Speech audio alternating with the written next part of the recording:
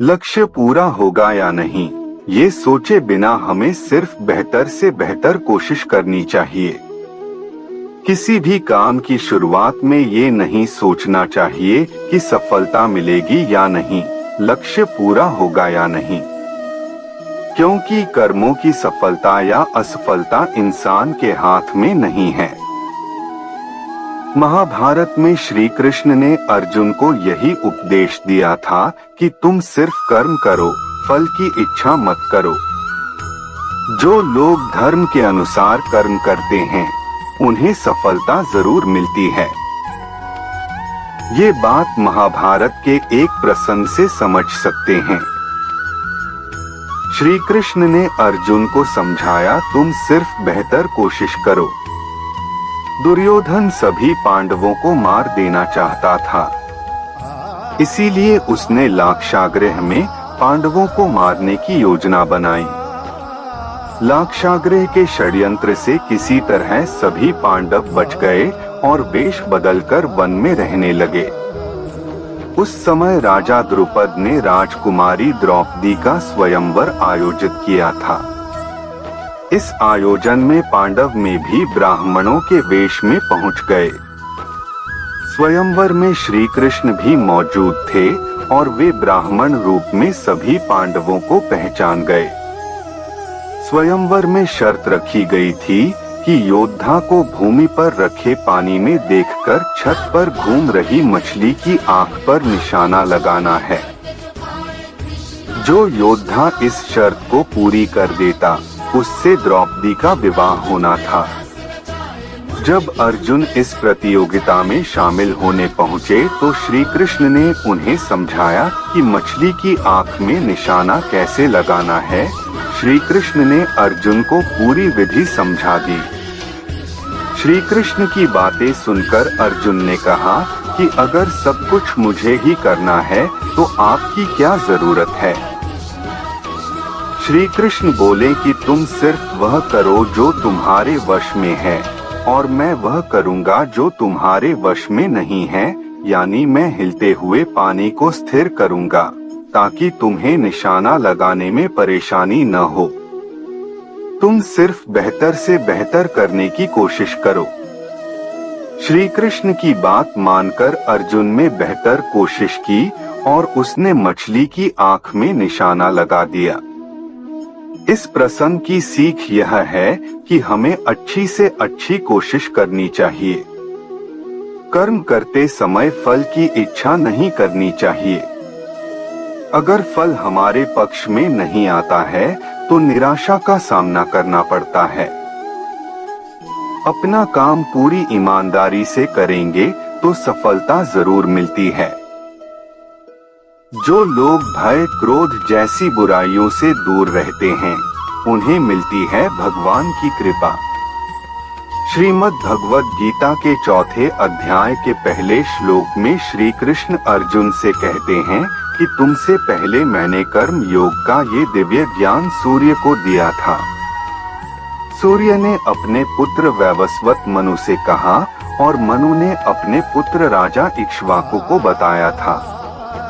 इस तरह ये ज्ञान ऋषियों तक पहुंचा, लेकिन बहुत समय बीत जाने की वजह से मनुष्य लोक में ये ज्ञान लुप्त हो गया है। तू मेरा भक्त है और सखा है, इसीलिए मैं ये ज्ञान तुझे फिर से दे रहा हूँ। श्री कृष्ण की ये बातें सुनकर अर्जुन ने पूछा कि आपका जन्म तो अभी हुआ है। सूर्य देव का जन्म तो बहुत पहले हो चुका है, तो ये बात मैं समझ नहीं पा रहा हूँ। आपने सूर्य देव को ये ज्ञान कैसे दिया? अर्जुन का प्रश्न सुनकर भगवान श्री कृष्ण कहते हैं कि मेरे और तेरे बहुत से जन्म हो चुके हैं। मैं उन सभी जन्मों के बारे जानता हूँ, लेकिन तू नहीं जानता। मैं अजन्मा हूँ, अविनाशी हूँ। जब जब धरती पर धर्म घटता है और अधर्म बढ़ता है तो मैं अपनी योग माया से प्रकट होता हूँ। मैं मेरे भक्तों की, संतों की रक्षा के लिए और पापियों का अंत करने के लिए अवतार लेता हूँ। जो भक्त मेरे रहस्यों को समझ लेता है उसे मेरी कृपा मिल जाती है और फिर उसकी आत्मा फिर से जन्म नहीं लेती है।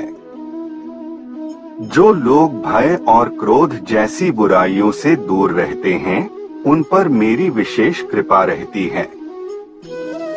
जो भक्त जिस तरह मेरी कृपा चाहता है मैं उसी तरह उन पर कृपा करता हूँ, क्योंकि सभी मनुष्य मेरे ही मार्ग का अनुसरण करते हैं। मनुष्य लोक में कर्म ही प्रधान है। जो लोग कर्म करते रहते हैं अपने कर्तव्य से पीछे नहीं हटते हैं उन्हें ही सिद्धि यानी सफलता मिलती है। इसीलिए हर व्यक्ति को अपने कर्म करते रहना चाहिए। कर्मों के प्रभाव से मनुष्य का कल्याण हो सकता है। कठिन हालातों में भी ईश्वर पर अटूट भरोसा बनाकर रखें। एक महिला की कहानी जो भगवान श्री कृष्ण पर अटूट भरोसा करती थी। उसके जीवन का कठिन समय भी उसके भरोसे को नहीं हिला सका। एक अत्यंत गरीब महिला थी जो भगवान श्री कृष्ण पर अटूट विश्वास करती थी। एक बार उसकी स्थिति बेहद दयनीय हो गई।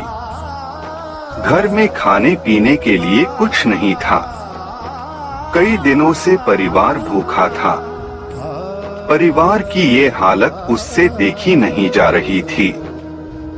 फिर एक दिन उसने अपनी व्यथा रेडियो के माध्यम से भगवान श्री कृष्ण तक पहुंचाई और उनसे मदद करने की विनती की। एक अत्यंत गरीब महिला थी जो भगवान श्री कृष्ण पर अटूट विश्वास करती थी। एक बार उसकी स्थिति बेहद दयनीय हो गई। घर में खाने पीने के लिए कुछ नहीं था। कई दिनों से परिवार भूखा था। परिवार की ये हालत उससे देखी नहीं जा रही थी। फिर एक दिन उसने अपनी व्यथा रेडियो के माध्यम से भगवान श्री कृष्ण तक पहुंचाई और उनसे मदद करने की विनती की। रेडियो का वो प्रसारण एक घमंडी नास्तिक और अहंकारी उद्योगपति ने सुना और उसने सोचा कि क्यों न इस महिला के साथ कुछ ऐसा मजाक किया जाए कि उसकी श्री कृष्ण के प्रति आस्था ही डगमगा जाए। उसने अपने सेक्रेटरी को कहा कि ढेर सारा खाना और महीने भर का राशन उस महिला के घर पर देकर आओ और जब वो महिला पूछे कि ये किसने भेजा है तो कह देना कि शैतान ने भेजा है। जब सेक्रेटरी महिला के पास सामान पहुंचाने गई तो पहले उसके परिवार ने तृप्त होकर भोजन किया। फिर वो सारा राशन अलमारी में रखने लगी। उसने एक बार भी सेक्रेटरी से ये नहीं पूछा कि राशन किसने भेजा। ये देखकर सेक्रेटरी से रहा नहीं गया। तब उसने महिला से कहा कि क्या आपको इस बात की कोई उत्सुकता नहीं है कि ये राशन आपके पास किसने भेजा है? उस महिला ने जवाब दिया कि मैं आखिर इतना क्यों सोचूं? मुझे मेरे श्री कृष्ण पर पूरा भरोसा है। जब मेरा कृष्ण किसी को आदेश देता है तो बड़े से बड़े शैतानों को भी उसके आदेश का पालन करना पड़ जाता है। वो जो भी करेगा अच्छा ही करेगा। इस कहानी से हमें ये सीख लेनी चाहिए कि आप किसी भी हालात में क्यों न हो, ईश्वर पर अपना अटूट भरोसा कायम रखें। आपके जीवन में जो कुछ भी आपको मिला है वो आपके ही कर्मों का नतीजा है। लेकिन जब भी आपको उस ईश्वर की जरूरत होगी और उसे दिल से याद करेंगे तो वो आपकी मदद किसी न किसी रूप में जरूर करेंगे।